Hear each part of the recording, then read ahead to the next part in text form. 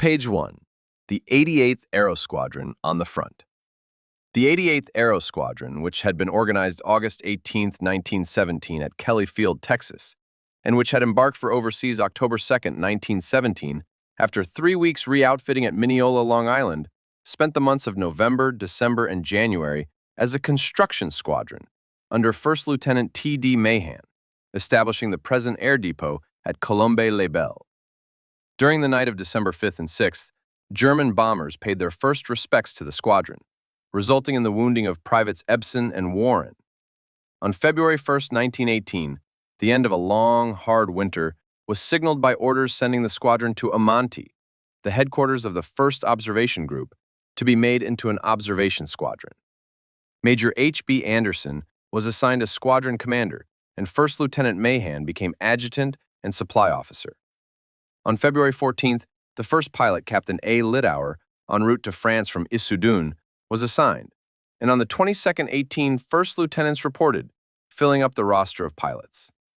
Those who remained with the squadron through the work ahead were G. M. Comey, P. H. Bernheimer, F. E. Evans, F. L. McCordick, T. A. Box, I. G. Bauer, R. C. M. Page, E. A. Hastings, L. V. Holloman, P. R. Babcock, P. H. McNulty, J. H. Farrell, and O. H. McClendon.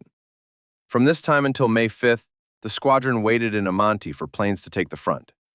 During the interval, the squadron used AEF's telegrams to the First Corps School, carrying out the work of the Observer School there, and the men did considerable construction work in connection with Amonte, which was becoming an air center of some importance. At this time, most of the old squadrons of the air service were in or near Amonte, putting on the finishing touches of their training. There was the 94th and 95th Squadrons at Epiez, the 96th Bombardment at Amonte, and the following observation squadrons: 1st, 12th, 88th, 91st, 92nd, and 96th. The order in which these first squadrons left to fly over the lines was as follows: 1st, 94th, 95th, 12th, 88th, 91st, 94th, and 96th. On May 5th, the first Sopwith 1.5 strutters, with which the squadron was to be equipped, arrived, and from then on the squadron rapidly worked into shape in all its departments. Lieutenant Balfe, the supply officer, had already secured a truck train, touring cars, and established our transportation. Lieutenant Hall had gotten our armament department into working order, and Lieutenant Sigurdi was establishing the engineering department. On the 22nd of May, Lieutenant E. O. Woodman was ordered as radio officer, and on the 24th of May, the first observers began to arrive from the various French observation squadrons where they had been working. Those who came in the first 2 batches and who remained with the squadron were First Lieutenants T. A. Kerwin, First Lieutenant H. W. Merrill, 103rd Lieutenant A. J. Rancourt, First Lieutenant J. H. Osborne, First Lieutenant F. J. Wagner, First Lieutenant E. A. Douglas, First Lieutenant H. S. Barrows, Second Lieutenant W. M. Hasselman, 150 Infantry, First Lieutenant H. Moore, 7th Infantry, First Lieutenant C. W. Plummer, 101st Infantry, First Lieutenant F. W. Chester, 9th Infantry, First Lieutenant B. Boyd, 7th Infantry, First Lieutenant E. S. Hardwell, 103rd Infantry, First Lieutenant J. S. D. Burns, 165th Infantry, P. J. Mathis, 102nd Infantry, J. W. Jordan, 7th Infantry, and Curtis Wheeler, 5th Infantry, representing the 4 original divisions of the AEF, the Rainbow, Yankee, 1st, and 2nd. On May 28th, the squadron moved from Amonte to Orches, some 6 miles northwest of Toul, and on May 30th, the squadron was at the original front of the AEF, the Toul sector. Major Kerwin, as operations officer, made the first missions out on May 30th.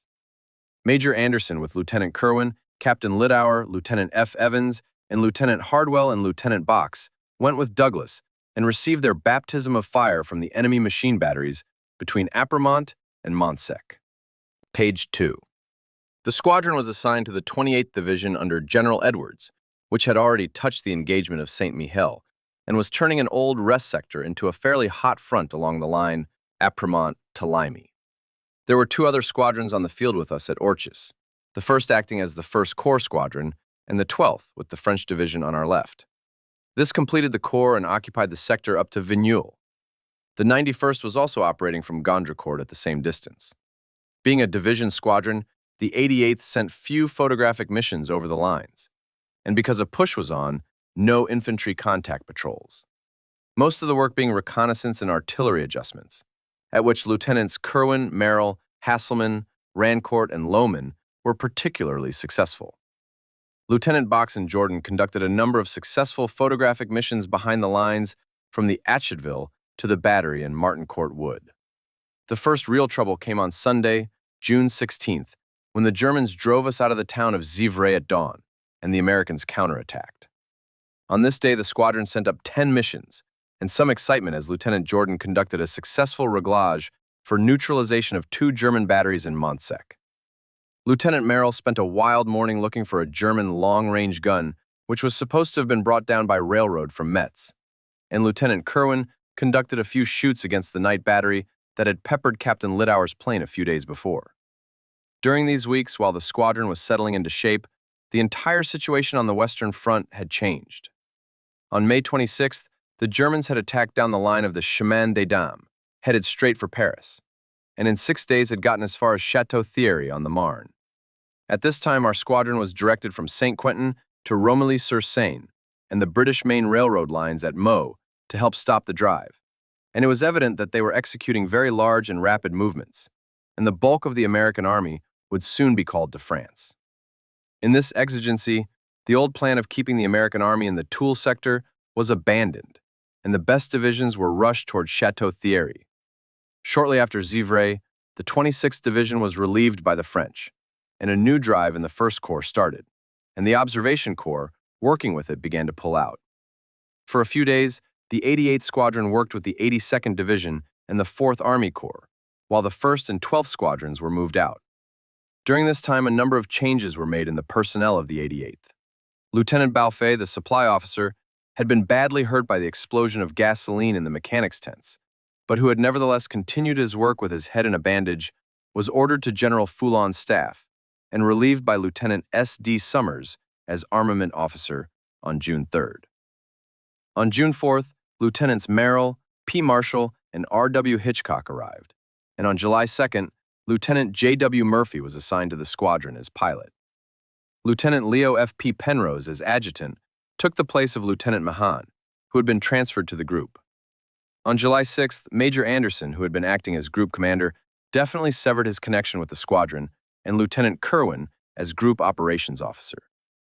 Captain Littauer became squadron commander, with Lieutenant Hardwell as his operations officer.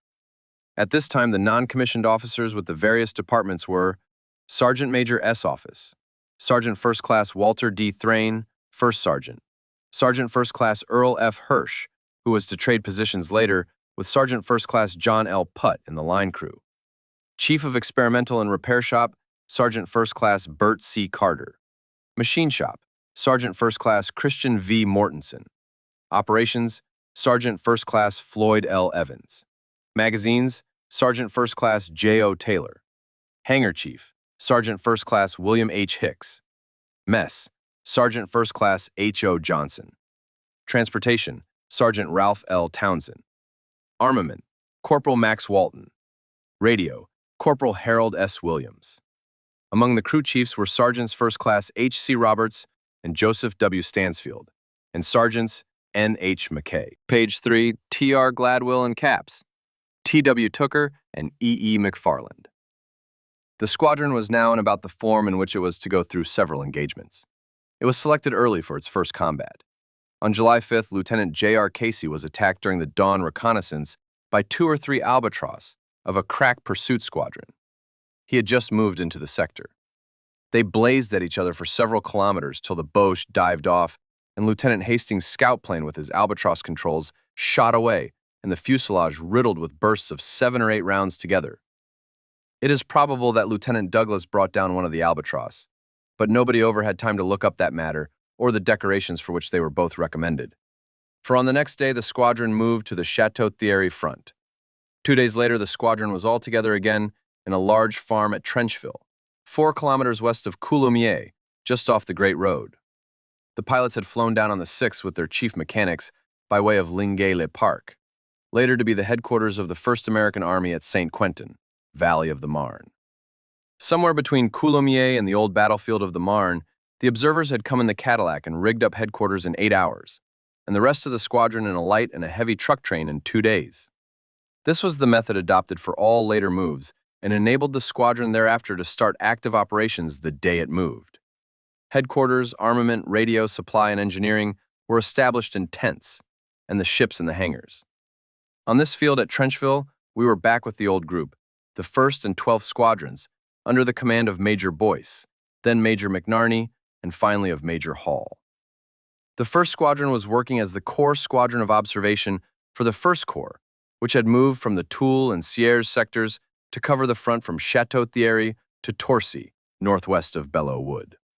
And the 88th Squadron of the other divisions of the Corps, the 16th Infantry, whose front extended from Torcy to Saint-Gervais, at which point the 1st Corps crossed the Marne.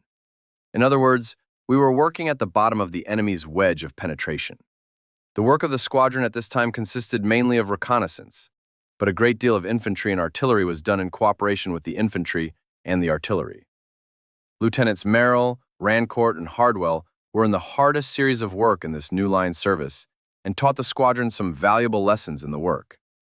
At this time, the situation was probably more critical than it had been at any time since the Battle of the Marne. The Germans had nearly 25 divisions in the area and were apparently ready to drive. In the first days of July along the Marne front, Château-Thierry was threatened. During this period of uncertainty, the Marine Brigade of the 2nd Division was on the west of the Marne in front of Château-Thierry, and the French held the south bank of the Marne. This was perhaps the most critical moment in the war.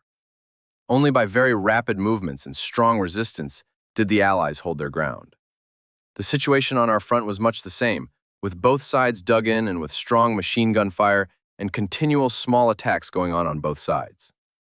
Everyone knew that the German army had 20 or 30 fresh divisions to throw into the line, and it was only a question of time before their attack should be delivered, probably opposite our corps. On July 10th, all the excess baggage in the squadron was sent to the rear, and Captain Littauer issued detailed orders in case of a retreat. Page 4. Lieutenant Toulmin had a detail assigned to him to burn all equipment and planes left behind, and a flying field south of Paris was picked out to move to. It was at this time that Marshal Foch evolved the plans for his big attack, which were kept so secret that even corps commanders knew nothing of them till the day before the attack. Enormous reserves of infantry, artillery, cavalry, and tanks were concentrated in the forest of Villers-Cotterets, back of the sector between Château-Thierry and Soissons. Because of the 1st Division's record at Cantigny and the 2nd Division's record in and around Belleau Wood, they were picked as part of the shock troops to work on either side of the famous Moroccan division. The 2nd Division began pulling out of the sector on our right immediately and was relieved by our old friends the 26th from Toul. The 3rd Division was rushed to Condé-en-Brie to hold the line there at all costs, in case the Germans launched their attack across the Marne, and the 42nd was sent in just east of Rheims. Aside from the concentration of divisions at Villers-Cotterets, the French had no reserves left anywhere, and the English army was even worse off. It was strictly up to America. On the 15th, heralded by a terrific barrage, the Germans crossed the Marne between Dormans and Jalgon, and fought their way against the 3rd Division and 2 French divisions as far south as Saint-Aignan. There they were held at a terrific loss, preparing for another attack. At the same time, they launched a similar attack east of Rheims to widen the salient, but were driven back by counterattacks. At this time, the 42nd Division gained their first reputation. All this came at the lowest ebb since the Battle of the Marne, and people of Paris began to look to the south, and plans were made to shift the government to Bordeaux again. On the night of the 15th, the woods to the east of the squadron field were shelled by long-range German artillery, and most of the squadron spent the night in shelter trenches or haystacks. The Knights of the 16th and 17th German bombers came over the field and dropped pills on the surrounding country. Everyone expected another big German attack, and the squadron sent out a large number of reconnaissance missions in preparation for a desperate defensive action. At 12 o'clock on the night of the 17th, the squadron received orders for attack instead of defensive action. 0 hour was to be at dawn on the 18th, and our division was to take Hill 195 and strike toward the Château-Thierry-Soissons road. At dawn, Lieutenant Douglas with Lieutenant Bernheimer conducted what was probably the first infantry contact patrol of the AEF, and our little part of the big push was on. 10 infantry contact patrols were sent out that first day. While protecting Captain Littauer and Lieutenant Whelan on one of these patrols that afternoon, Lieutenant Evans was shot through the leg by a machine gun bullet from Hill 204. But with the assistance of Lieutenant Merrill, his observer, managed to get back behind our lines and earn the first of the squadron's 12 Croix de Guerre. By nightfall, our division, with the help of the 26th, had taken Hill 195 and Corchamps, the pivot of the line, and the French staff officers in the ruined chateau at Deuze were dancing around kissing each other on both cheeks. A little later, we received word that the 3rd and 2nd Divisions, with the Zouaves and Foreign Legion between them, had cut the Soissons-Château-Thierry road with the right wing of the attack, and the Germans were on the run. During the rest of July, the 88th Squadron, doing practically nothing but infantry contact patrol and reconnaissance, helped follow the retreating Germans out of the Château-Thierry pocket from the Clignon River to the Ourcq. All the old rules of trench warfare were gone, and we located the front line mainly by machine gun bullets in the wings. Page 5. On the 18th, the first of our Soundson planes were received, and from then on, the 88th was fortunate enough to operate as a Soundson squadron. Meanwhile, the 3rd Division, which had borne the full brunt of the German attack across the Marne, had turned and was driving them north through Jalgon, Le Charmel, and the land between in the sector to our right, until they were relieved by the 28th Division as part of the 3rd Army Corps, which now took over that sector on our right. As the Corps had no American air service, we were relieved from the 1st Corps group and assigned to the 3rd Corps, as both Corps and divisional squadrons. This ended our part in what is loosely called Château-Thierry, and marked the beginning of what is generally known as the Vel. On August 4th, the squadron moved to a little farm just off the road from Courbois to Blismes, and about halfway between Château-Thierry and Condambrie, and started operating the same day for the 3rd Corps. One brigade of the 3rd Division was still in line when we started operating, with the 32nd Division on their left and the 42nd Division just coming up. The 237th and 284th French squadrons were assigned to the group, and together we worked for the above divisions while they drove the Boche north of the Vel. Here the line stuck, and the operation took on the character of position warfare. On August 9th, the 6th Photo Section was sent to join us, and the 88th has been operating as a Corps squadron from that time on. The character of the missions changed considerably. Between August 10th and September 7th, 7 successful photo missions, totaling 150 plates, made a practically complete photographic map of the territory between the Vel and the Aisne, and between Courlandon and Bazoches. This was a very considerable assistance to the 3rd Corps in their attacks, which by September 8th had driven the Boche back to the line of the Aisne. During this time, the 28th Division had relieved the 32nd and 3rd, and the 77th Division had relieved the 42nd. With all of them, as well as with the 55th and 56th Regiments of Corps Artillery, long-range artillery adjustments were conducted. It was owing to the nature of these two types of missions, which proved to be more dangerous than infantry contact patrol, and to the air situation, that the squadron suffered so heavily. The Americans were now preparing for the Saint-Mihiel attack, and every American squadron except the 88th was being drawn from the Vel sector. This left us unsupported, and the Boche pursuit ruled the air. Without its experience in the Toul and Château-Thierry sectors, and without the leadership of Captain Littauer and the experience of Major Hall, who was now Corps Air Service Commander, the squadron would have been wiped out. As it was, Lieutenants McClendon, Plummer, and Burns were killed, and Lieutenant Jordan wounded on the 11th on a photographic mission. And while doing artillery adjustment, Lieutenants Hitchcock and Moore were killed on September 2nd.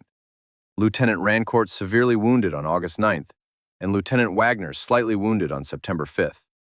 During this time, the squadron had some 20 important combats, in which 1 Boche was brought down officially and 2 unofficially.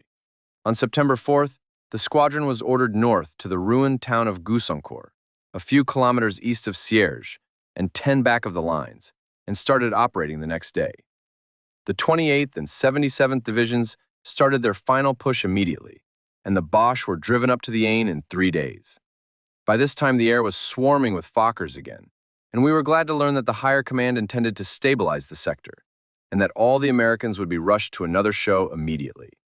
On September 8th, the squadron was ordered back to Ferme de Grèves to await orders. Page 6. Saint Mihiel.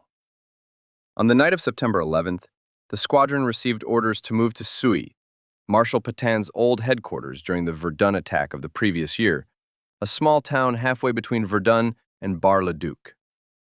The next morning we pulled out and started operating that afternoon for the 5th Army Corps. The squadron had been loaned to the 5th Corps by the 3rd, owing to the fact that its two squadrons, the 99th and 104th, were not expected to arrive in time from the Vosges, where they had been operating. As a matter of fact, both squadrons got in about the same time as ourselves, so that the field was rather crowded. The plans for the much-discussed Saint Mihiel attack, which had been maturing for some time, had been rushed to rapid completion in order to catch the Boche unawares. As a matter of fact, the attack came 2 days earlier than they expected and was as effective as if they had known nothing of it whatever. The attack was to be on the two sides of the salient, the main part of the push being north of the old Toul line between Apremont and Civray. We were assigned to the 26th Division, which, with one French division, was to strike southeast on the other side of the salient from Les Eparges. At 8 o'clock on the morning of September 12th, our division jumped off, 3 hours after the infantry on the Toul side had started north. The problem was to effect a junction as quickly as possible and cut off the German divisions located in the Saint Mihiel tip of the salient. The 26th had very rough country to go through and met with much more severe resistance than our divisions coming up from the south.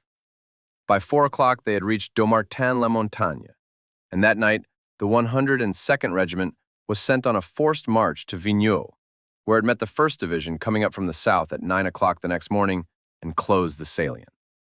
The line, however, was very thin, and several reconnaissance missions were dispatched that day from the 88th to locate the German divisions that had been cut off and estimate the possibility of their breaking through. Captain Littauer and Lieutenants Bagby, Bernheimer, Hellbrunn, Douglas, Wheeler, and Marshall went on those missions. And while the lost German divisions were not actually found, enough information was sent down to help the higher command in preventing their breaking through. By that night, the line cutting off the salient had been thoroughly organized, and the number of German prisoners taken tells the rest of the story. The next day, the 13th, a number of photographic missions were sent out to reconnoiter the country ahead of our troops, who were now striking north into the plain of the Vouvre. The 97th, being the 5th Corps Squadron, furnished the photoplanes, the 88th, the protection. One mission, protected by Captain Littauer with Lieutenant Boyd and Lieutenant McCordick with Lieutenant Carl, owing to the inexperience of those in the photoplane, penetrated too far into the lines beyond Conflans and was surprised by a patrol of Fokkers. Captain Littauer's plane was practically riddled with bullets, and Lieutenant Boyd was severely wounded in 4 places. Landing with a punctured radiator, Captain Littauer was able to get inside our lines and save Lieutenant Boyd's life, and the photoplane got back with its photos. The American Army had now reached the lines of Jarny to Hattonville and was ready to go on to Metz. Whether they could or not is a question.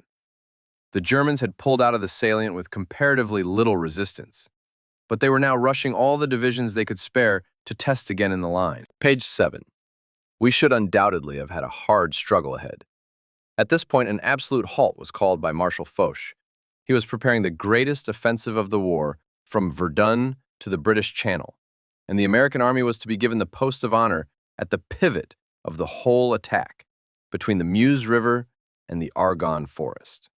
Accordingly, the line was left as observed, and above and most of the divisions that had taken part in the Saint Mihiel drive were rushed over as rapidly and secretly as possible to the west of Verdun.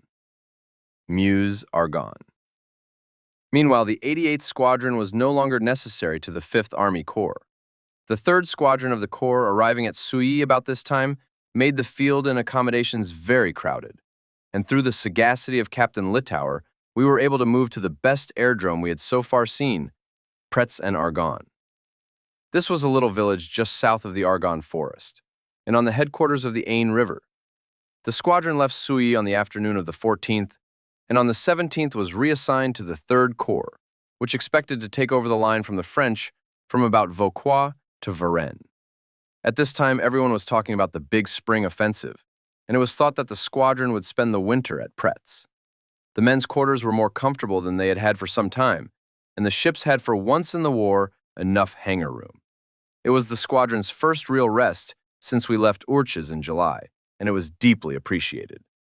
It would have been even more appreciated if they had known how short it was to be.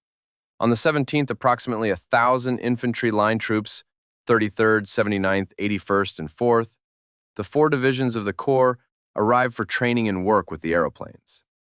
This was in pursuance of an idea evolved by Major Hall, while Chief of Air Service, to go back to ferme de grèves, and consist in having picked men from troops, either in line or just going in the line, undergo a 3-day series of maneuvers with their air squadrons. They were shown how the airplane stakes the line and what it can and cannot do for infantry during a battle. At ferme de grèves, we had so worked with 200 men from the 77th and 28th Divisions then in line, and it had resulted in perfect staking of the line for those divisions in the next week's attack. By the time Major Hall had been made Air Service Commander for the 1st Corps at Toul, and Captain Littauer, in addition to being Squadron Commander, was also nominally Group Commander and Air Service Commander for the 3rd Corps. The work of the Squadron Commander was beginning to devolve upon Lieutenants Evans and Babcock. In addition to his duties as mess officer, was beginning to learn the trials of a second-in-command. The flying personnel of the squadron was now down to 16 pilots and 11 observers, of whom practically all were veterans. To the original pilots had been added First Lieutenant Charles E. Ensign on August 22nd, and Lieutenants William A. Hogan and Harold Z. Loud on September 9th. And at Pretz, during this period, Lieutenants Sidney R. Grant. To the original observers, First Lieutenants Ralph B. Bagby and Charles T. Trickey had been added July 14th, and in time to go through all the important operations of the squadron, and a little later, First Lieutenants F. A. Carl, August 31st, and O. G. Gifford, September 5th. Of the non-commissioned officers, Sergeants First Class Mortensen and Carter, in charge of the machine shop, and E&R respectively, had been made MSEs. Sergeant Putt to First Sergeant, Sergeant Hirsch to Sergeant First Class, as well as Sergeant Hicks the Hangar Chief, Sergeant Esberg, the E&R of the crew chiefs. Sergeant Lechner and Mortensen, Gladwell and Hatcher had been made Sergeants First Class, and Corporals Jones and Sebring, Sergeants Chauffeur Williams of the radio, had been made Sergeant. Page 9. On the night of the 25th, American troops took the places of the French in the first line, and the morning of the 26th, the great push of all broke loose along the entire Army front. On this day, the squadron made 20 sorties, 11 reconnaissances, 5 artillery cooperations, and 2 infantry contact patrols. Just as we had previously had to work out a new kind of photograph mission and a new kind of infantry contact patrol, so we now had to work out a new kind of artillery adjustment. The observer was given a map showing the zones in which artillery fire was wanted at successive times during the attack. In 26 designated areas, the observer adjusted the artillery fire of the division or corps artillery in those different areas, and a machine was constantly in the air. This work was done so well by Lieutenant Bagby, Captain Trickey, and Lieutenant Wagner that General B. B. Buck, commanding the 4th Artillery Brigade, sent a telegram of congratulation that night.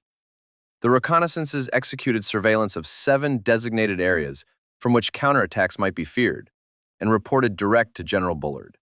This is a sample of the type of missions the squadron was executing up to October 4th, while the Corps plowed its way north along the west bank of the Meuse, being constantly counterattacked and shelled day and night from the heights on the west of the river. An advanced field was established at Rampont, Corps headquarters, and 2 ships a day were sent up there to wait on alert. On one of these missions, Lieutenants McNulty and C.T. Leavenrode made a deep reconnaissance as far as Dun, which was of great value to the Corps.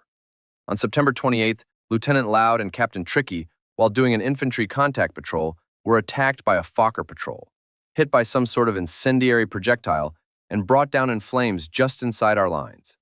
Lieutenant Loud managed to land the plane and save Captain Trickey's life, but was burned to death himself. On the same day, Captains Babcock and Lieutenant Bagby conducted a reconnaissance of enemy bridges across the Meuse and machine-gunned the troops who were crossing for a counterattack. By September 29th, the 33rd and 81st Divisions had gained their core objective, and the 4th Division, having passed Montfaucon, had gotten to the Bois de Lay. On this day, Lieutenant Gifford, while staking the infantry line in that neighborhood, was shot through the leg by a machine gun bullet from the ground, but succeeded in completing his mission. By October 4th, the 4th Division had been able to clean out the Bois de Lay, and the line was straightened out to the Meuse and consolidated. Meanwhile, the corps on our left had penetrated as far as the Kriemhildestellung, a very strong series of German trenches, and held a line from Nantillois to the Bois de Basilny. The First Corps was fighting its way into the Argonne Meuse.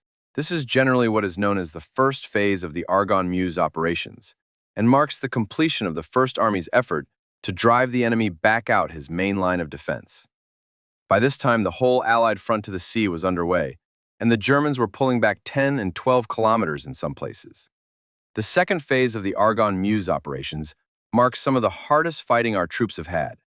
It consisted of a series of little actions, here and there against woods or ravines held by machine guns, interspersed with big attacks for 1 or 2 days. The work of the squadron remained about as before, except that our pilots were learning how to fly low in the foggy weather we were having, and to penetrate the enemy lines to a greater extent than in clear weather. Lieutenants Bagby and Brenschmeyer particularly distinguished themselves at this time, and earned the commendation of most of the generals in the corps. The squadron was very successful at picking up enemy batteries, and established more than a third of the known battery positions in the corps front. 10. Its front line also saw its long series of successful infantry contact patrols, consisting of good dives on masses of successful shocks, while missions were carried out daily. As every aviation branch had been thrown into the attack, many more and more were frequently brought down. Practically every member of the squadron having had 1 or 2 on September 28th, Captain Babcock was brought down by a Fokker, which he officially confirmed, and more day or 2 mission was attacked by 2 others. During this period, the Corps sent for a 3 large liaison school of lectures and terrain exercises, details of 200 troops each from the 3rd, 5th, 32nd, 35th, and 92nd Divisions. By October 23rd, our troops had torn their way through the Kriemhildestellung in almost every place. The 5th Corps had crossed the Barrecourt-St. Juvin road, which was taken up to date, and the 1st Corps had driven the northern edge of the Bois de Buzancy, and as the Bois de Barrecourt closed in on the Argonne forest and taken it in flank. All this had been accomplished while the American Army had been continually attacking and advancing. All the available aviation units were working for the divisions on the ground, and our own squadron was constantly flying in the line and near the line. The Allied front was extending its way north and east. Practically all of France was clear of Germans, and in Belgium, the British had executed a successful attack on the southern coast. About this time, DSOs for the work of counter-battery and on the north front were recommended, and the full list announced later. Captain Babcock, Captain Tricky, Lieutenant Wagner, and Lieutenant Bagby received these awards. The squadron had also received mention in dispatches. In addition, Lieutenant Bagby did especially fine work in very bad weather. The loss of our own ships, which had been knocked out in work also during this time, were also to be mourned. These losses included Captain Cook, Lieutenant Merrill, Hitchcock, Moore, and Rumsey. On October 30th, Lieutenant Murphy, while on a photo mission, was seriously wounded in the leg by Archie fire and evacuated. He subsequently received the DSO as well. On November 1st, the last phase of the Argonne Meuse operations was begun. From now on, beginning of the attack, the Boche seemed weaker, and in 2 days, they were plainly on the run. It was evident that only a few days more would see them cleared out of the high ground. By the 7th, the enemy's big counterattack would cease, so both squadrons were pushed to the limit. On the 9th, the armistice had been signed, and the guns fell silent. The moving was now impossible due to the mud, so the squadron took its place on the advanced field near Sedan. On the 11th of November, at 11 o'clock, the war was over. A few days later, it was announced that we were to move to Koblenz with the Army of Occupation. Thus ends the story of the 88th Squadron as it touches on the history of the AEF in the battles of Château-Thierry, the Vel, Saint-Mihiel, and the Argonne Meuse, and the lesser engagements of Zivray and Varax.